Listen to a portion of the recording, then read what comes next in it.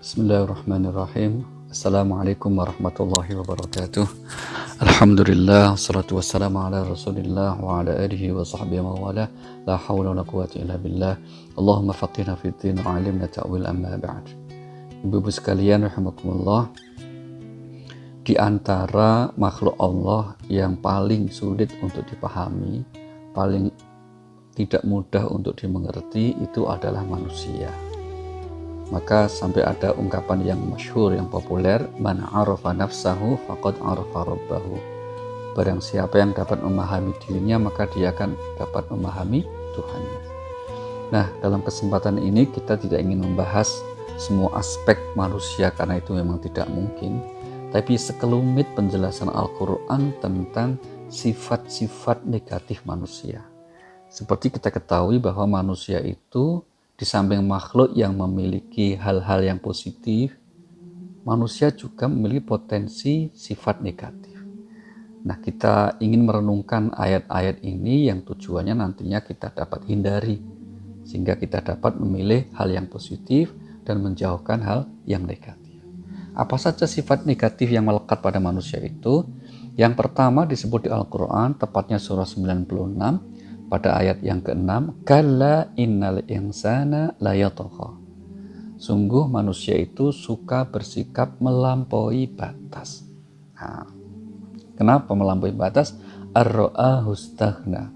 Karena memandang dirinya serba cukup, memandang dirinya seperti tidak butuh orang lain, tidak butuh pertolongan, bahkan juga tidak membutuhkan Tuhan. Ini maka kemudian menjadi gambaran manusia punya potensi seperti itu. Mengapa manusia itu memiliki sikap yang seperti itu? Di antara sebabnya adalah faktor-faktor yang menjadikan orang itu melampaui batas, atau bahkan puncaknya adalah takabur atau sombong. Di antara yang pertama apa? Manusia itu menjadi takabur karena faktor materi, harta. Inilah yang disebut di Al-Quran, diantaranya ya kasus tentang Qarun yang saking kayanya kemudian sampai diabadikan dan sampai hari ini menjadi mitos. Kalau ada orang yang menemu harta disebutnya menemu harta karun begitu ya. Nah, orang umumnya menganggap dengan memiliki harta itu seakan dia bisa berbuat apapun semaunya. Termasuk Qarun seperti itu.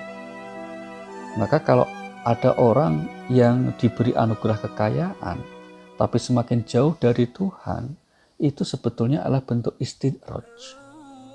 Bentuk apa? Bentuk sebuah azab dari Yang Maha Kuasa. Di surah 6 ayat 44 Allah berfirman, "Falamma nasu ma dzukiru bihi fatahna 'alaihim abwaaba kulli syai', hatta idza farihu bima utu akhadnahum baghtatan fa idza hum mublisun."